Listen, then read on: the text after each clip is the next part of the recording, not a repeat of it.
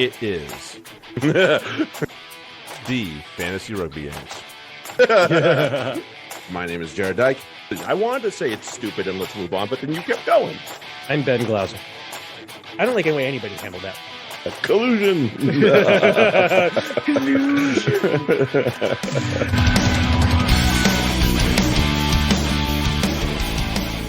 Hey, everybody. Welcome back. It is the Fantasy Rugby Yanks podcast. My name is Jared Dyke.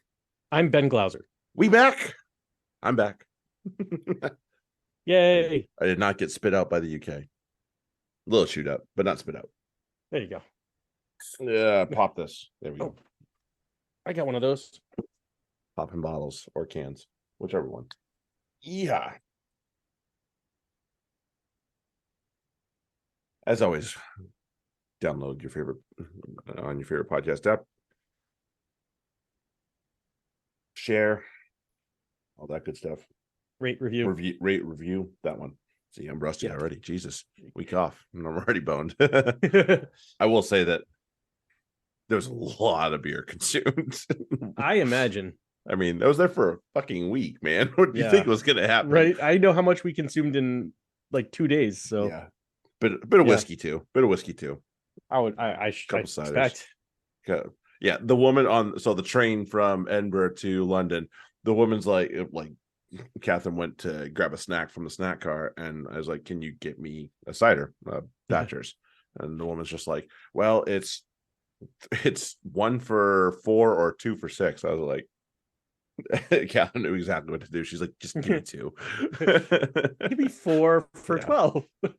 Yeah, it's because that's a fairly long train line. It's like 4 hours or so.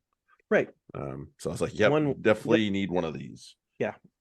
You know, I mean, it was good. It was nice. We played crib. I read a little bit. We watched some movies. That was pretty low key day for sure. But yeah, so alive and well, just the same. Now I need to get back into the saddle here. Anyway, digress. As always, make sure that you buy our good friend George, the Fantasy Rugby Geek, a coffee or beer, because he is always hard at work. If you are doing well in your Six Nations fantasy, you probably have him to thank for that, especially with him getting official tips now. Right. And also, if you're in your final or you're anywhere near the top of your Super Rugby FRD, then you probably are thankful for him too. So yeah, show some appreciation for the guy. Of course, there is no discrimination here on this podcast, nor should there be in sports or in life. And all I know is that we all give a fuck over here. I do. So take that, you. Yeah. Yeah. I mean, it's just you're still, feeling free to say who gives a fuck about women's rugby. It's like you're clearly like head in sand or under a rock or whatever the fuck you want to call it. If you're still of that mentality. Right, because at this point you don't seem to get it that it's actually a draw. Right. Like we're at the part of the League of Their Own where the lackey's like, wait, I can sell this. Like I can sell this product. Yeah. And you're gonna be there and be like, nah, fuck it, who cares? Just women. Like that's no.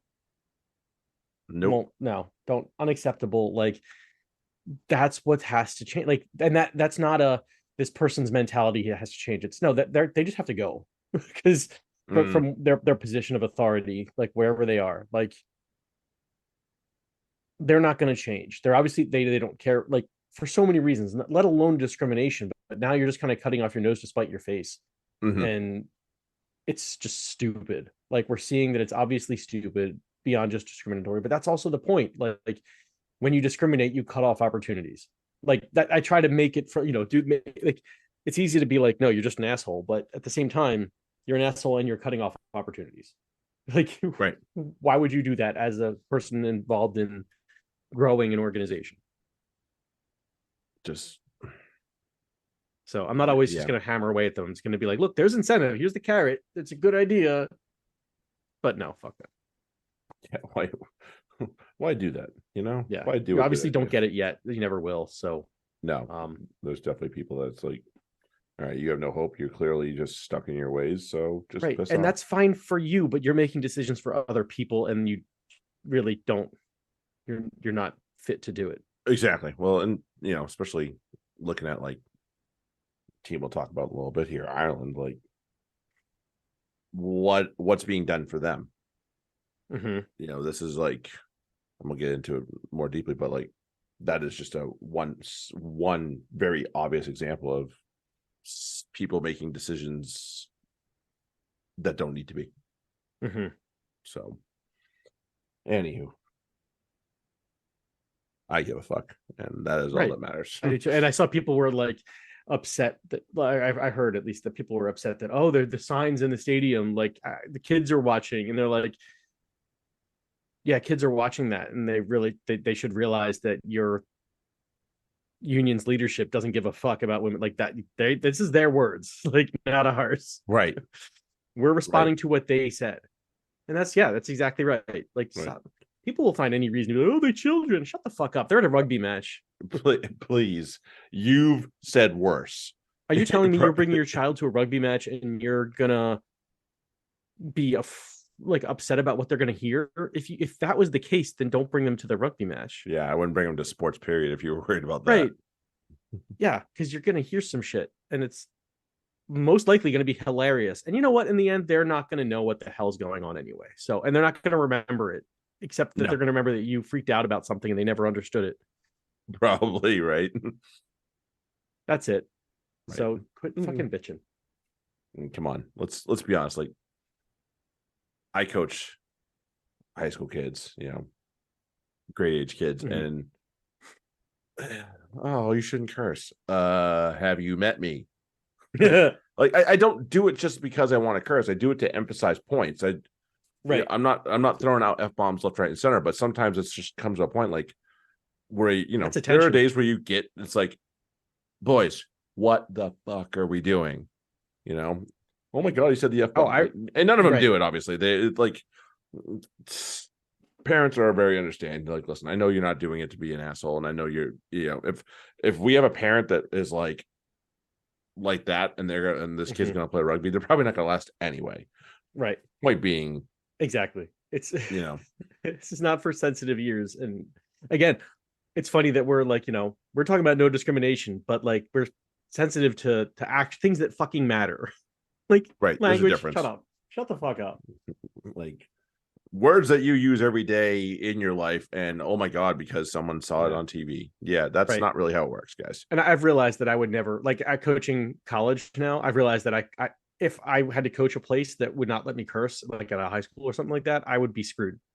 Because like one of the private schools, forget it. I would never be able to get a job at one of those places because I don't. I mean, I would get it. I just wouldn't be able to keep it because it would just happen. Yeah, there are reports that you said shit.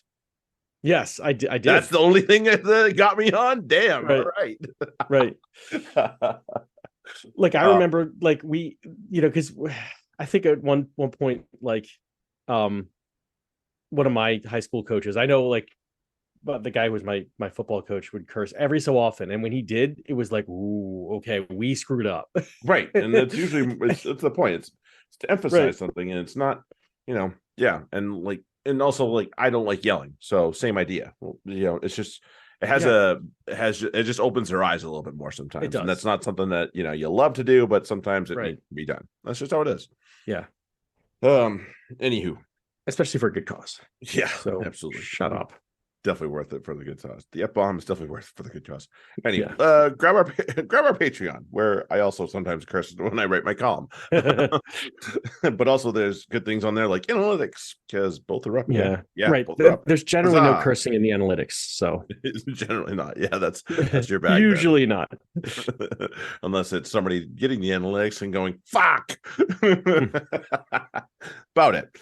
Anyway. But yeah, grab our Patreon. We do appreciate all our patrons going forward.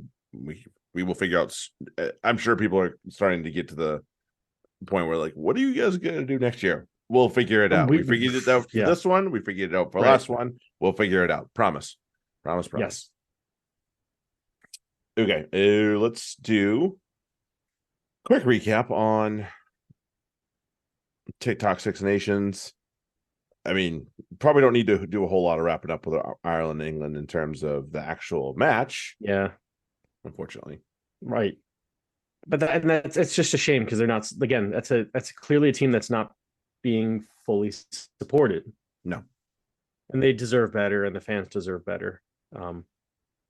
Completely, yeah, I agree. Yeah, it's and England are very supported, and yeah, it's that is the gap. They're good. Yeah. Also, I mean, yeah, not to say that the players aren't good, like right, but they're good. Just like it's just annoying to see this type of gap, knowing that there's something that could be done. It's more annoying this way as opposed to like when Italy were getting the shit kicked out of them for the men every fucking Six Nations, and now that's not the case. Right. It was more annoying because like, all right, what do you guys are doing something else wrong besides money, because they clearly had the money, but they were just doing something else wrong. So that's a little less annoying than this. This is like, you guys have the money and the resources to support these women, but you refuse to. That's really fucking annoying. That's why I'm like, ugh. Just I feel for these. I feel for these girls. Yeah, I feel bad. Not much else to be said, I suppose. Yeah, and the worst part is that everybody sees it, and everybody like, I wouldn't. I like, it's frustrating for them because they're like, oh, we have everybody's pity. Well, fuck that. I don't want that. I want like I want to be good. Like I want the union support. Right. It's like pity is makes it that it cuts that much deeper as the players. Like I think I saw Nicola Friday in the afters, like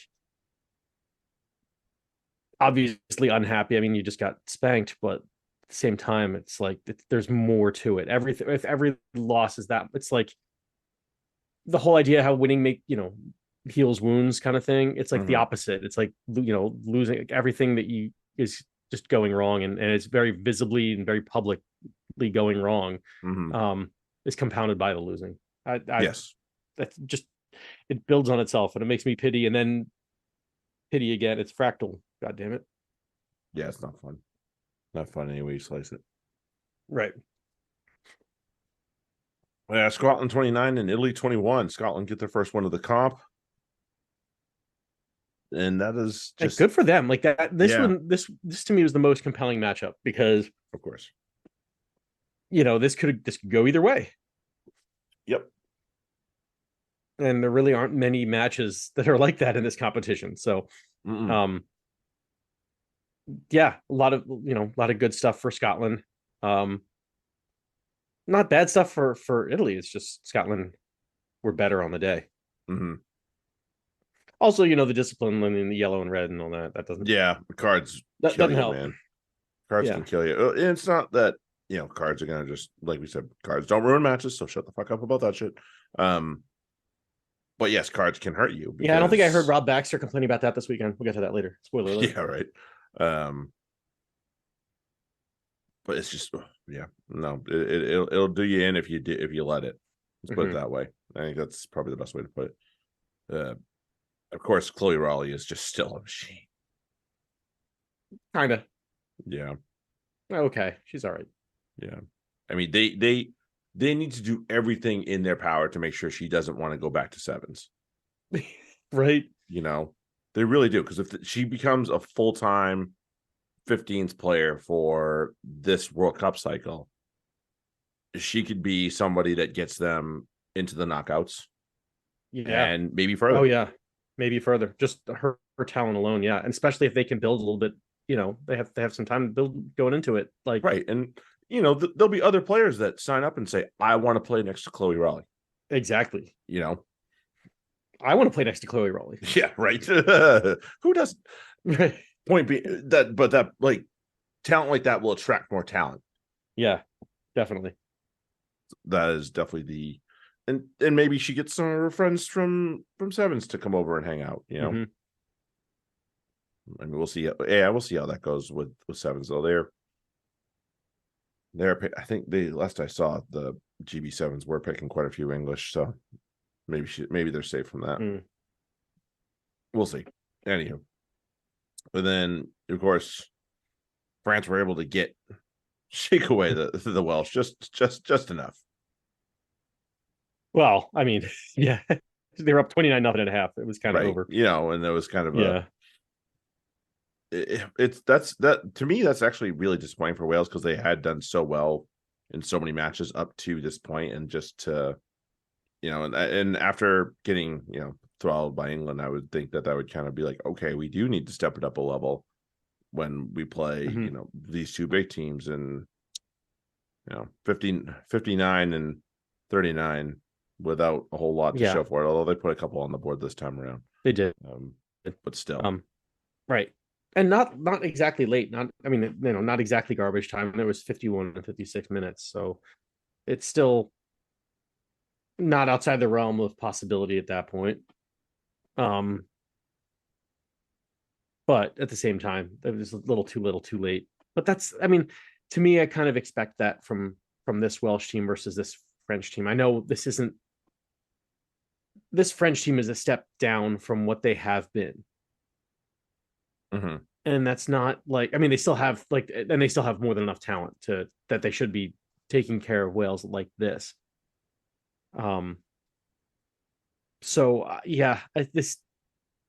I wouldn't be too disappointed for Wales. If anything, I'd be like, they scored 14. That's a positive. Their France are always going to score points, and really to keep them under 40, I think is a feat for where Wales have been. Maybe that's true. Look at what France have put up. They put up 55 on Scotland, 53 on Ireland. Only 22 on Italy. Like Italy stepped the Italy fuck brought up. at that game though. We talked about that. Was but that's the effort you're gonna have to bring, and that was easy. That was at home. Wales are on the road this time. Like it's a lot to expect for them to really compete in this match. So to bring it with in touching distance within before the final quarter of the game. All right, that's something. Now you got to work to hit that stride earlier and really make it a match earlier. Right. Okay. Let's go to the penultimate weekend in the Prem.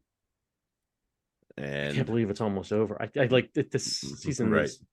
It went from like, wow, the season's really long to holy shit, the season's almost over. Yeah, of course, all the bullshit that happened at the beginning did not help. No. With both. Exactly. It's been emotional this year. Yeah, it's been quite a roller coaster for obviously many. Let's go up to Kingston though. I actually considered spending the night in Newcastle and going to this game. Kind of glad I did. Seen the show. It would have been. It would have been a fireworks show, but it would have been one way. Yeah. Apart from the Radwan try, that was it. That was it. That was it. And 66 points. Good Lord. They knew they had to do the job and do it as best as they could. So that's why they came out with just decided we're going guns blazing right now, and guns blazing they were. They really were. Holy shit. Mitchell, Collins in the first 15 to respond to the Radwan try. Then Truck to finish off the half, and you come back out with Hill, Finn Smith, and Mitchell again. Hill getting over, and then Sam Graham, fucking fantastic name. Once that one, shit. I think once Mitchell's second goes over, it's like bye. Yeah, that's it. Yeah, I think even Finn's try was like, all right, the back is officially broken. Like you can be nice now. No. And then Mitchell scores. And then they knew they needed to put a number up, because if it came down to it with point differential, they had to do all they could, even if it might have felt a little too late. But hey, if you're quitting already, then you don't deserve to be anywhere near the playoff. Right. So that is what they had to do. Honestly, it would have made a difference. Yeah, because I guess not so much for Exeter. They were kind of out of it at that point. They eliminated Exeter when they won. I think. something like that. They did, I believe. Which was awesome. But yeah, they needed to make sure that they're in a position where Irish can't. I mean, the point differential at that point didn't really matter so much as certainly the points or the bonus, because like once they had the bonus points, because that meant that Sarries could take out or could eliminate the Irish completely. So there was no other way. Like, Exiles, the point differential was too high. They're plus 55. Leicester plus 73 now. Exeter minus 60, but again, they got eliminated. So they got eliminated pretty early. As Denzel Washington said, and remember the Titans, leave no doubt. And they did not. Right. They left absolutely no doubt in this match, which they just had fun. They were like, well, look, they're going to need to score points against Sarries. And at least they're going to need to attack like that against Sarries, because the Falcons really didn't test the defense. No. Nearly as much as they should have. Correct. Leaky. And it's great. It was one of the matches where there's no stats. So that's always fun. Thanks, Premiership. You bunch of freaking morons. Thank you. I love your fucking website. Love it. It's so nice. Priscilla. Well, speaking of those shitbags, let's go to Exeter. And it's not one I got to tune into much myself. Now that like you said, you hadn't watched much of it either. I just watched it. And like before this, and it got me in a really foul mood because like I it was spoiled for me as to the ending, but like I kind of wanted to see it for myself, to observe it. And it was disappointing. Bristol really just shat the bed at many times throughout this match, and especially at the end when they had the 9-point lead, and all they had to do was kind of sit on it, and they just couldn't keep their discipline and couldn't keep out Exeter. And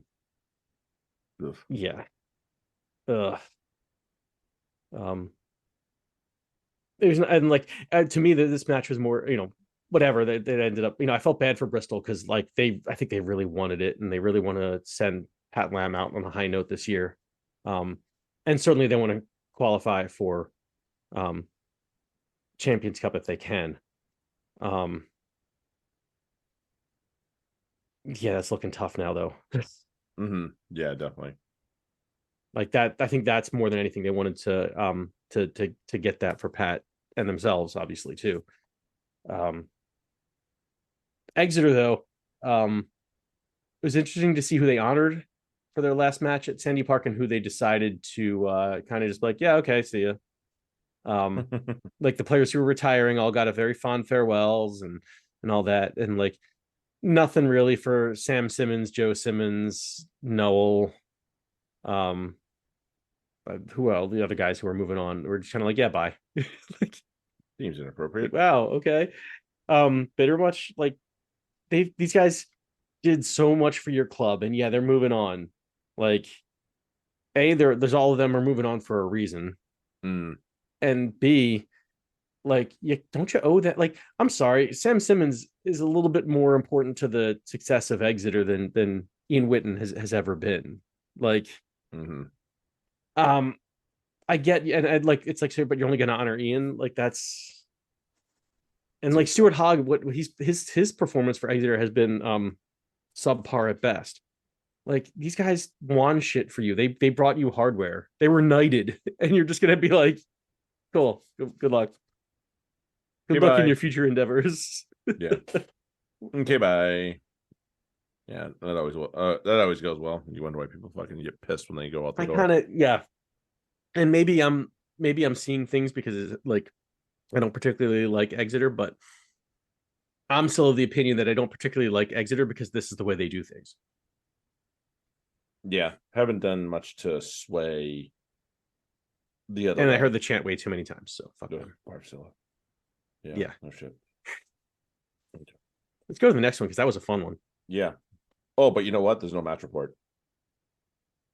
Oh, son of a shitbag. Yeah.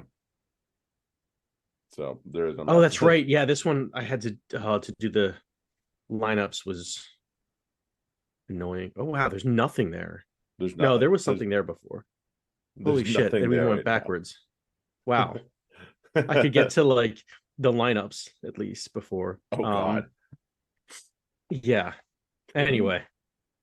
Jeez. Yeah, because I did I've done a lot of the Prem sheet.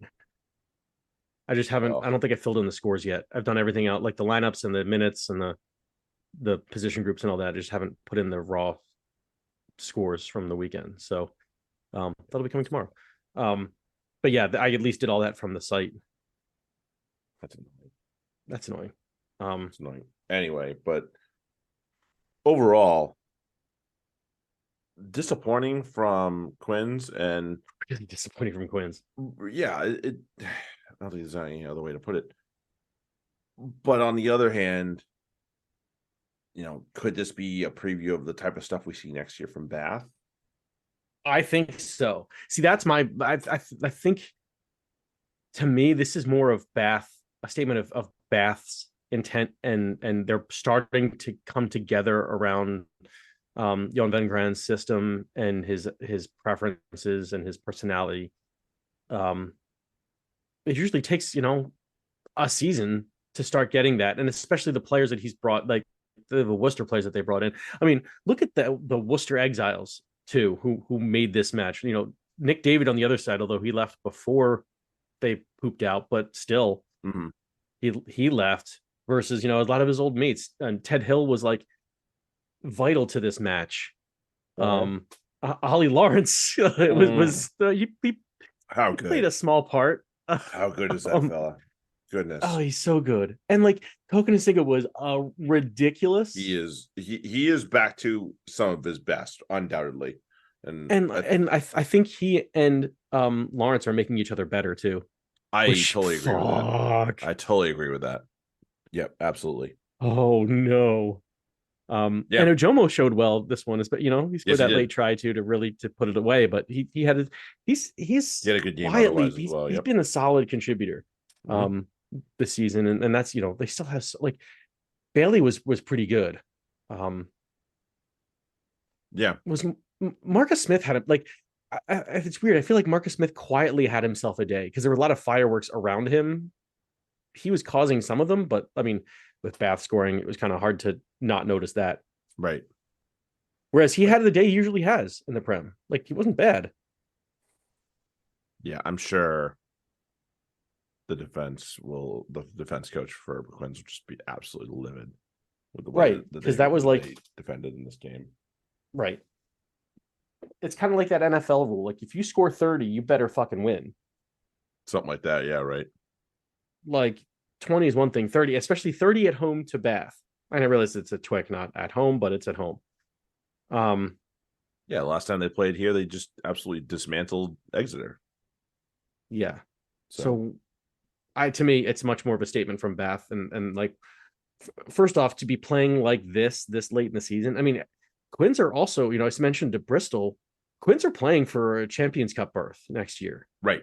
That's part of what this match was. If they could come away with a 5-point win, they're almost, they have to get a single point essentially or so 2 points to clinch Champions Cup, and they only got 1 point, and not good for Bath for fronting up though. Fuck, I love to see that. Absolutely. I will say, in terms of Champions Cup, because they are reformatting, we don't know which spots necessarily will be for that. That's true. So if you want to be safe, you probably want to go for 6. Right. That's why I'm saying 6 as top as Champions Cup. I don't know. Definitely. Yeah, I agree. I think 6 is a little 6 to be much. safe. Yeah. Yeah. I don't think 8 teams from this league deserve to be in Champions Cup. I'm sorry. No. And what the last couple times it's just think about how embarrassing Exeter are going to be though next year in the Champions Cup. How just god awful they will be. Yeah, they'll be someone's favorite draw, that's for sure. Right. Especially these lineups. Yeah, let's go over to. I did not see this one. This is my one miss. I actually got to watch this. Thank you, Wolfpack. Yay! Thank you, Wolfpack. Yeah, really everything was actually looking like it was going to go well for Gloucester, and then both Varney and Chapman got hurt. So ow. Okay. that That'll do it. I believe Carreras had to play 9 for the remainder of the match after that. When did Ouch. Chapman came off at 64. So granted, that's a lot of the matches already been played, and I don't disagree on that one. Mm-hmm. Yeah, that's a key 14 minutes, 16 minutes. It was huge in a lot of ways. Yeah, it was a lot of Jean-Luc Dupria and a lot of Ford had a pretty good day for himself. Joe Carpenter was obviously a menace, as he usually is. And then Ben Curry actually was a problem. So I did not have that one on my bingo board, but it worked out. Worked out quite well. And then I still think this team is obviously better with Quirk and not Gus War, but Gus War's had a good season though. Yeah, he's obviously not been bad by any means. Right. He certainly hasn't, like, I mean, they're second in the comp for a reason. And that reason is not because Gus War is killing them. That's where I am. Like, a player of his caliber could easily just poop the bed over the full season and get exposed, get found out, and get run over. And he's just been a solid fucking player. Yeah, he hasn't done anything otherworldly by any means, but he's not been poo. I want to go back to the Bath match for one more second. I'm sorry, because it fucking Ben Spencer. How the fuck does he only have 4 or whatever caps? 4 or 6, something like that, some single digit number. Like, that guy has been so vital to that team, and like the way he's finally getting the team around him that he deserves there, and is like killing it. Yes, he's been like great. Fucking Eddie, like that. Yes, people talk about what scrum halves might be available. Well, if Eddie had bothered to play fucking Ben Spencer a couple times, yes, he's probably would be the best and most experienced 9. Like, he would be a potential starting scrum half at the World Cup if you just let him play ever. Yeah, for the last couple of years. Anyway, I forgot about that because I was going to mention, like, War's not going to be playing international, and like, wait a minute, Ben Spencer should be, and fuck that. So sorry about that. I had to go back. That was all because of Gus War. And it's for Sale, I have to say, I'm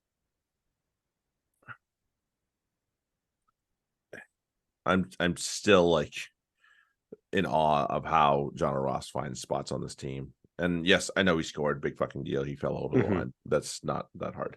But he's still one of these dummies that isn't necessarily that good of a player.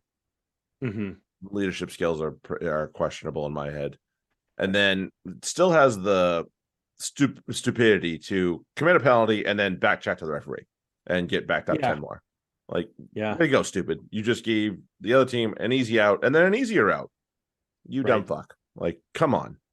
He does have kind of a shit attitude. Like, like that's not a guy who's added the way he plays. I would not want him to be my captain. No, I guess that's the way. Like, I can't imagine his personality is wildly different from his personality on as what he does. So, right. Don't quite get it, and I think Sale could do better. Certainly with their captaincy. They have a few options, no doubt. Right.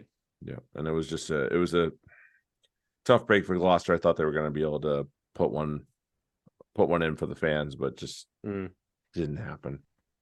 And that was not Billy Tolchi's most fun day, last day at home, but that sucks. Yep, wasn't awesome, but hey, they did put in a pretty good shift up until that point, so lots to be proud of for that club. And hey, you're playing this number 2 team in the comp. Like, there's no shame in that. And you only scored 22, so you can't really expect to win in those conditions. Yep. No. And then Sunday, the matchup pretty much just determined everything that's going to happen over the next few weeks here. Right. Series 45, London Irish 21. Yeah. To me, this game, I was nervous in this game until. Can you guess which? I don't know. Did you? I'm sure you watched the match. I actually haven't got to, but I've seen some highlights. I was nervous until Patty Jackson hit 2 PKs basically back to back, and that made it like 16-20 or something. To start the second half. Basically to start the second half, after about 10 minutes in the second half. And I'm like, guys, this is a try scoring fight, and Sarries already have 2 on the board. Yeah, it was 20 because they had two tries and then the other 2 PKs. Yeah. And it's like 6 points in 2. It's taking you that much effort just to get to a point where you can kick a PK. Like, you might want to try for a little bit more. And no, it was no. Especially because with Rob Simmons having the yellow, like that was Simmons got a yellow. Surprise. Yeah. He lifted up, he put I think it was a Maitland. I think he put a really good hit on him, got him like almost horizontal, and then just dropped him. Ooh. Like just let him go.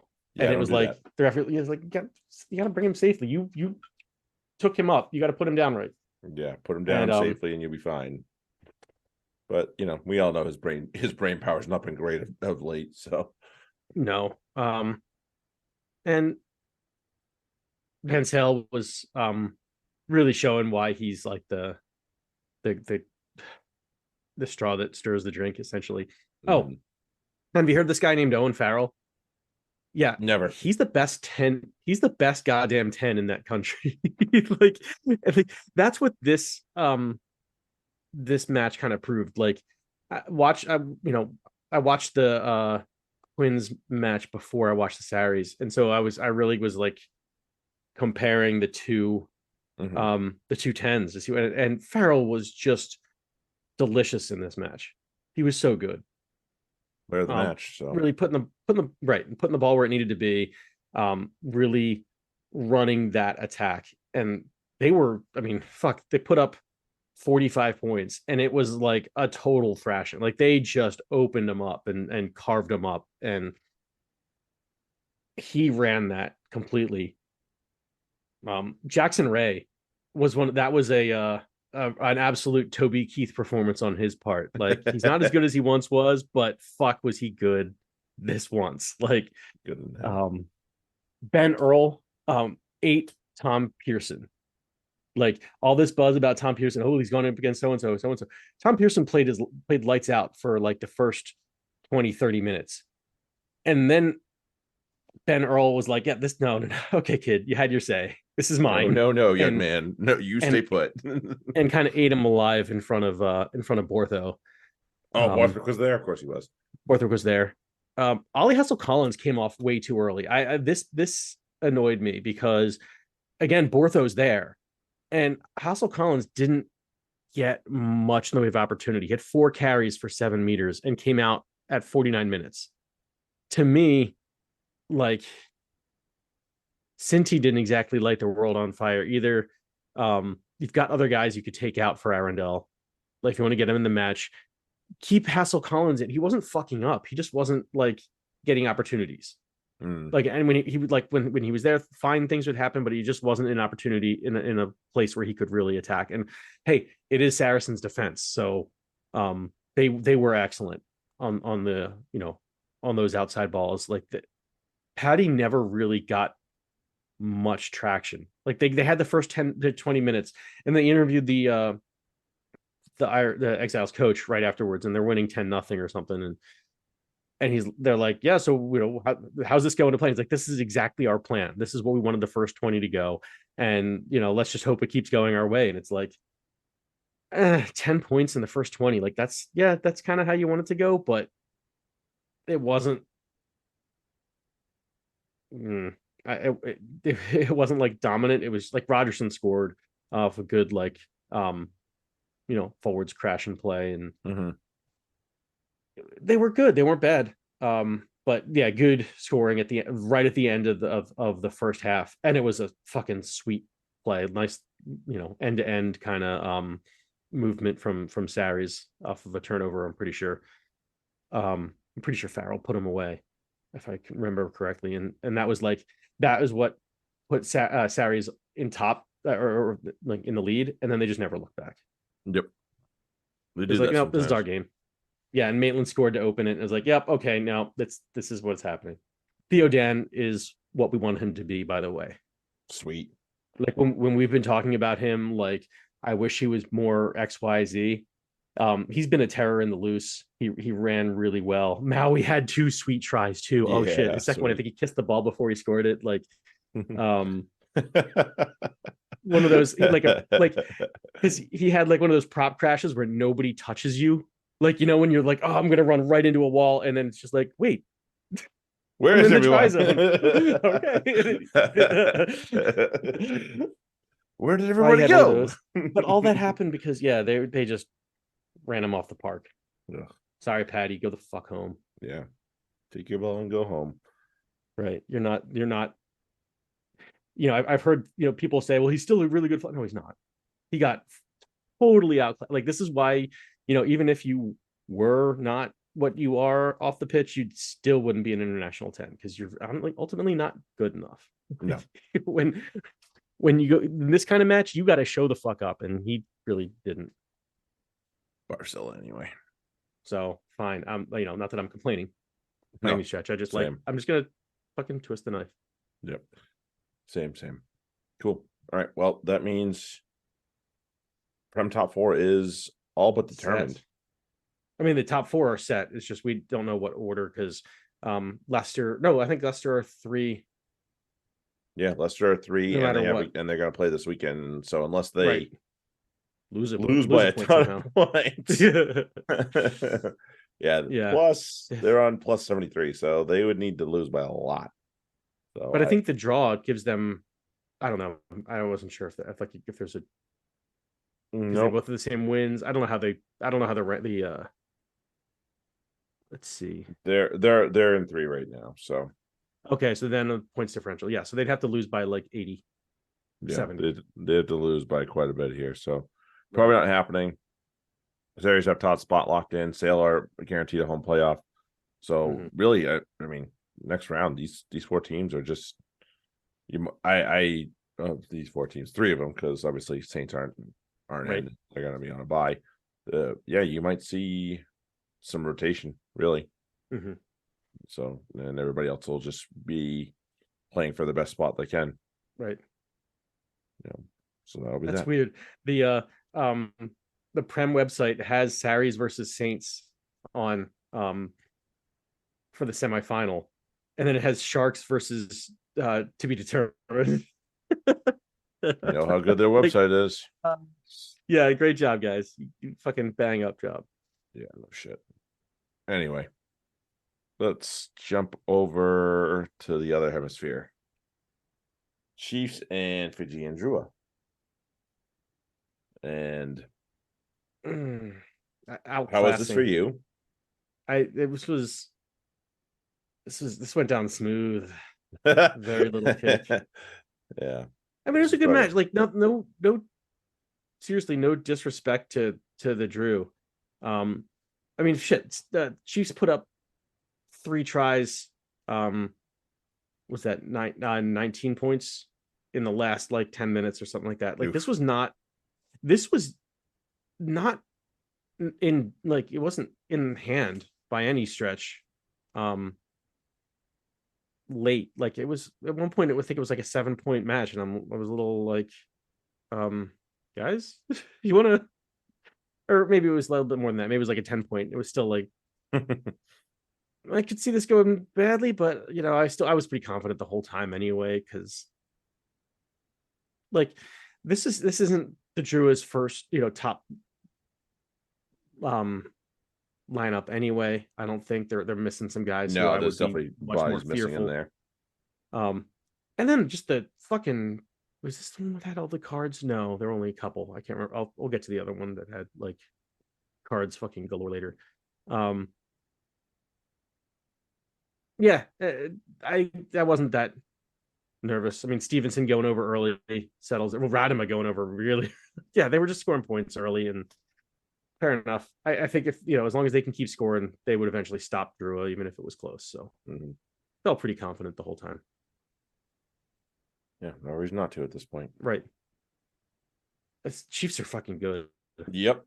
So yeah, they kind of good. It's scary. Like that's the other thing though, and I again, once again, watching the difference between Southern Hemisphere rugby and Northern Hemisphere rugby. How many just box kicks, just to box kick, did you see in any of these matches? Really?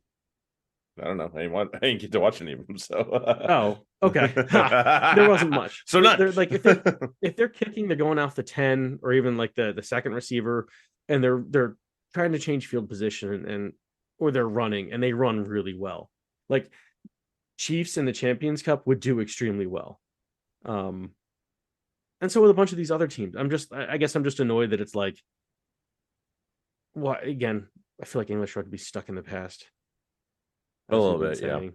Like I'm just watching this, like this is so impressive, and there's no reason why, even like an Exeter can't play like this style. There's no reason except they just don't want it. And it was pouring this match, by the way, pouring like buckets of rain. One of those the balls of bar of soap, and fucking Chiefs put up 50.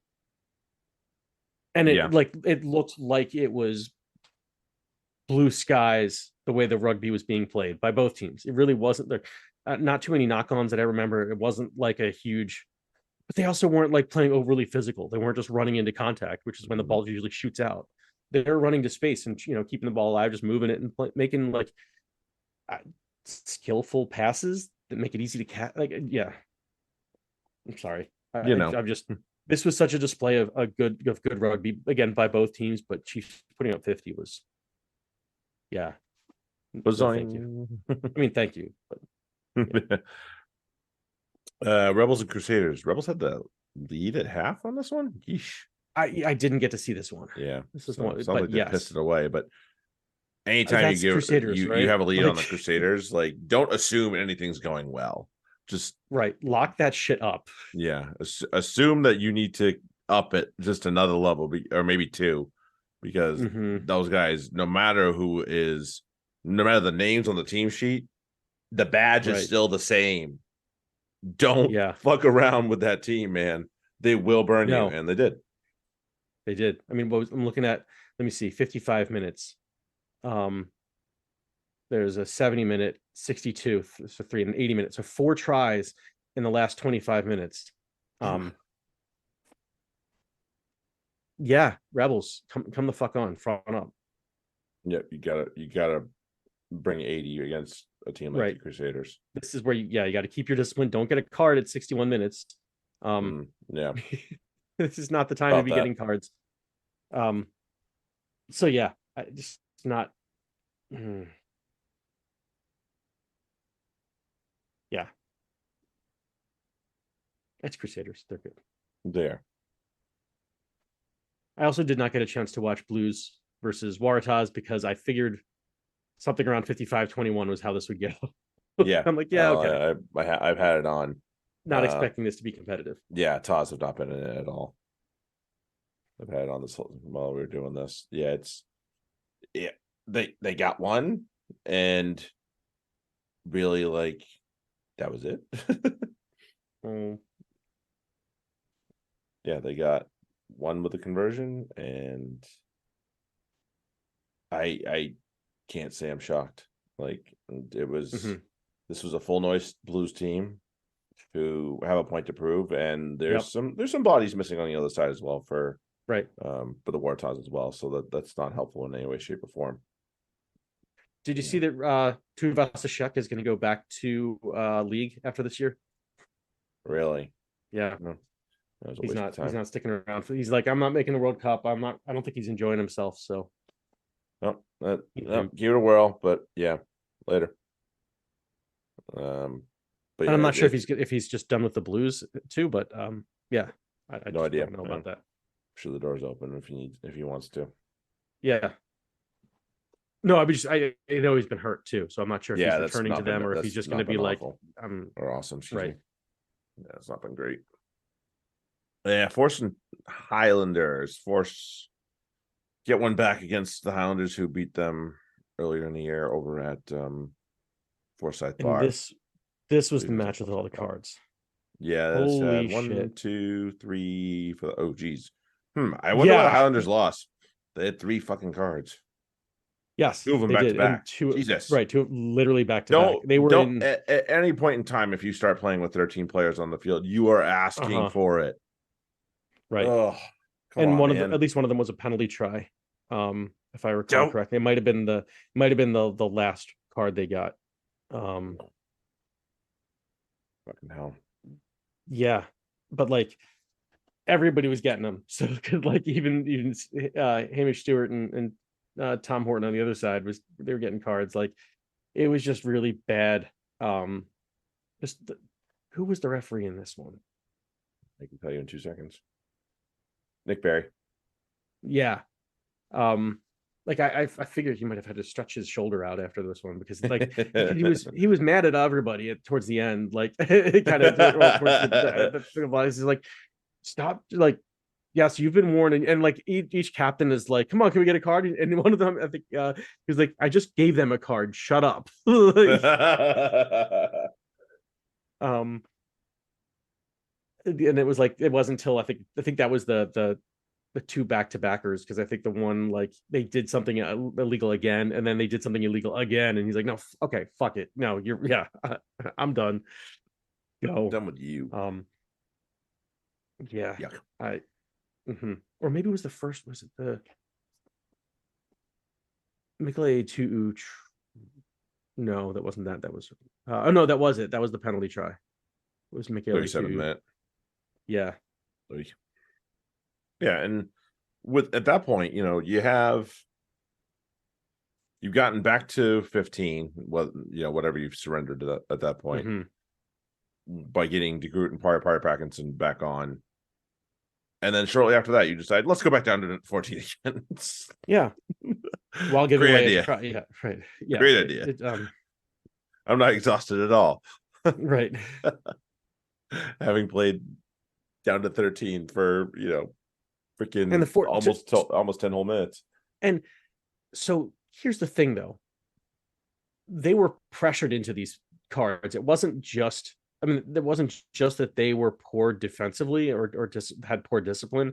It was that the Force were really putting pressure on them and really forcing them to basically, like, yeah, take a card or run a try, or let in a try. And Highlanders were willing to try to front up and hold them out, and ended up going to the bin for it. Like, Tia was running. Pulu was actually showing really well before he had to come out. Of course, there's obviously good reasons why there were so many cards too. It was a fucking physical game. Guys were dropping left and right. Like Callan hurt himself 2 minutes in. Yeah, then Pulu came out in 14 minutes. It was fucking physical, and Callan's was scary because he had his head on the wrong side and like went head to hip on the guy who was like crashing right out. Yeah, it was not good. Like, yep. Listen at home, kids. That's not what you do. Yeah, no, it's not what you do. I remember Pulu. I think there was the high shot that I don't think that was carded, or it was something where he got hit in a way I didn't really quite like. Oh yeah, and I don't think there was any sanction for it, if I remember correctly. May still be coming. We just don't know it. But like Isaac finds Lewasa was ridiculous. He was moving like exactly like what we had expected him to be doing. Haggerty scored a try early.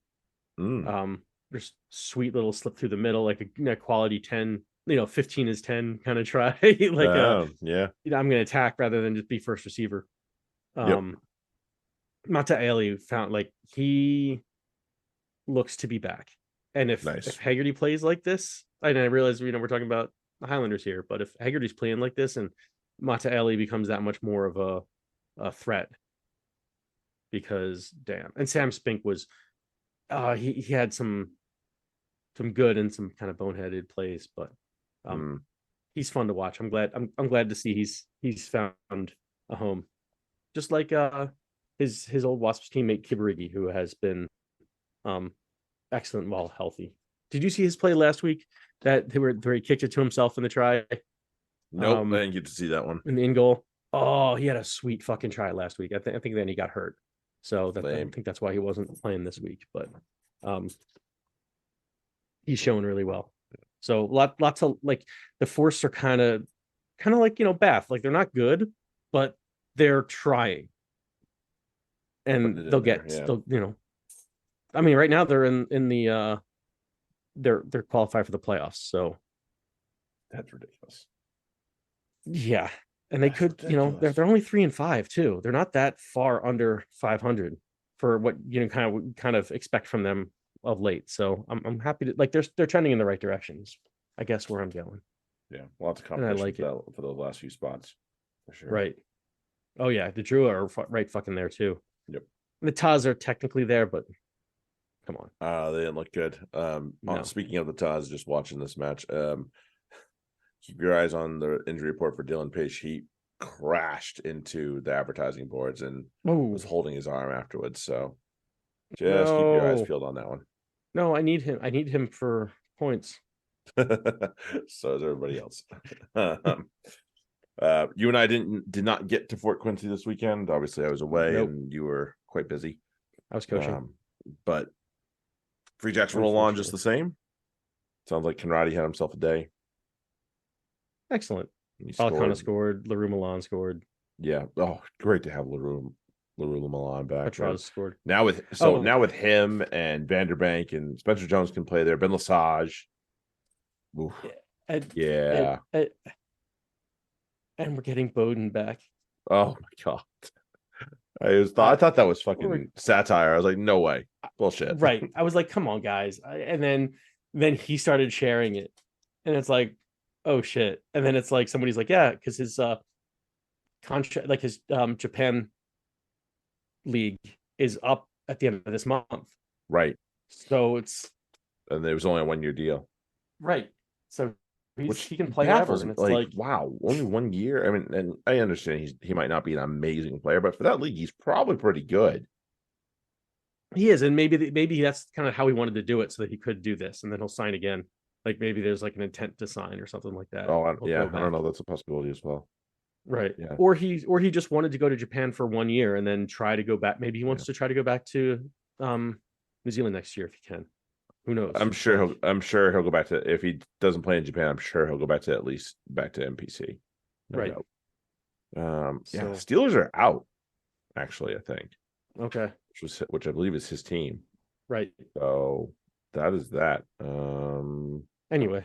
Just looking at the fixtures. I just be scared. I remember being upset when New York added some, ridiculous talent at the end of last season. Well, it's like the Free Jacks are kind of doing that, but at the same time, they're bringing a guy back who they've had, so it's not quite the same. Yeah, it's not a bunch of former All Blacks either. Like, right. Fuck out of here. Don't compare. That is not the same.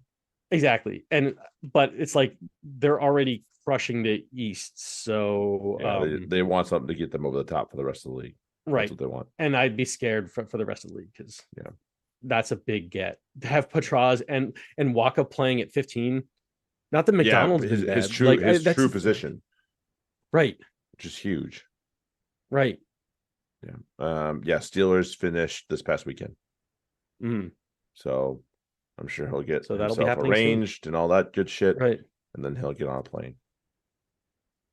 Yeah. They'll probably give him a week to adapt or so. So we probably won't see him this weekend, but I bet you bring Stacy whenever you want.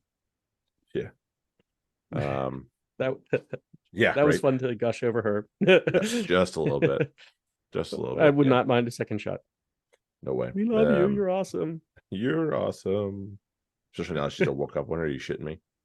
Right. Okay. Anyway. So the rest of it. Old Glory beat Utah, which is kind of a weird result. Don't know how that happened. Legion beat Dallas. Dallas are starting to give people problems, it sounds like. So but Legion got that one done down in Arlington. NOLA beat Hounds. Hounds are struggling. Poor Hounds. They're struggling, man. Tough stuff. Houston beat New York, so Houston Ding, might ding, be a real ding. thing. Although something else happened in that match that's probably more noteworthy than that scoreline. Yeah, a little nothing like a little fucking coach fight. Yeah. Like I'm it's not one in of the those where business of nobody's right and everyone's wrong. Like, yeah, I'm not in the business of any publicity, good publicity. Sorry. right. This is not Howard Stern. and yeah, I saw this being shared on the Twitters by way too many of my follows that are not rugby follows. Yeah, being like, what the fuck is this? Right. Yeah, not good. It's like, that's not good. Like, yeah, unacceptable on all accounts. Doesn't right. matter who. Awful. I don't know why you would think that would be acceptable. Yeah. This is one of those things where it's like you're both fired. Right. Exactly. Like, first off, you're the fucking SNC coach. What are you doing? I'll take your job. Getting in a right. Not to that's being in the other team's that has nothing to do with you. Don't know.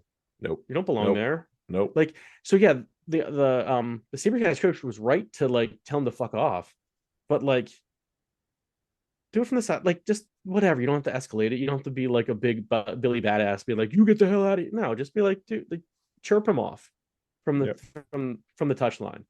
Just chirp him. You don't have to go out and make it that much worse and then swing at it like you're slapping. Actually, the slap was hilarious. I have no problems with the slap because that guy deserved to be slapped. I'm okay with that. A slap is embarrassing in a lot of ways. Exactly. Your ass just got slapped, bitch. Like, because he and also, you know, no disrespect to you, but there are SNC coaches. There are many that just need to be slapped. Yeah. Like, no, I concur. I concur with that. Trust me. You're not going to get an argument out of me with that one. Definitely some real helmets out there. Right. Like, no, but either way, the whole fight was stupid. Anyway, let's move on. But fucking anyway, all right. Yeah, that both need to be get the fuck out. Yep. Apparently that coach has a history of it back in South Africa. Yeah, so I've heard. Physical confrontation, and it's like, okay, bye. Goodbye. Okay, now I know I don't like SaberCats anyway, because that's the way your dude is. No. Yeah, good guy. Anyway, so we are back. We're back in this. We're back in the saddle. Oh, and Seattle beat Toronto. Oh yeah, that's right. Well, they've been on a tear. So that's what's going to happen. I'm not looking forward to when they have to play them in a couple weeks. No, not there. Fuck no. No, yeah, out there. Yeah, that's the worst part. It's out there. Anyway, okay, so yeah, we are back in the saddle, or at least I am. Shaking it off. We will be heading over to Fantasy Corner. We're going to talk about all the things that happened last weekend with FRDs and such, and then we're going to obviously look forward to big weekend in Super for everybody that's trying to close down a playoff spot in their leagues. If you're not heading over there, we appreciate you. Not a problem. Yeah, not a problem. If you're not heading over there, we'll appreciate you. We appreciate you listening to us and hanging out with us. But otherwise, we'll catch you all next week. Enjoy the rugby. Enjoy the semifinals of Champions Cup, and we'll talk to you all next week. Have a good one. Later. Cheers.